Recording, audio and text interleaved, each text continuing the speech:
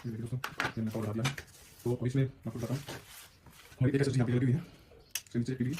तो एक अभी हम इसको लगाएंगे, अभी तो खोल लेते हैं। देखिए SSD 980 V9 SSD है और ये यहाँ पे लगेगी, सेकंड स्लॉट से यहाँ पे रखा है। तो हम इसका इसको क्लोज कर लेते हैं। देखिए प्रोटेक्शन बाद में कंपनी से होता है, लेकिन बाद में इसमें प्रोटेक्शन मिलता नहीं है। तो ये मैंने लगा दिया। मेरे लैपटॉप में एक स्लॉट पहले से था SSD का स्लॉट, जिसको हम अपग्रेड कर सकते हैं। तो ये मेरे कंप्यूटर थी, इसलिए मेरे को अपग्रेड करना था इसको। अब ये 2 TB SSD हो गई है और ये मेरी SSD इंस्टॉल होगी।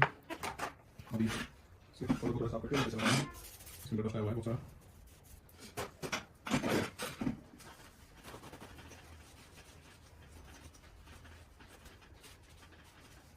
कर दिया तो उसको बाहर से लगाते हैं।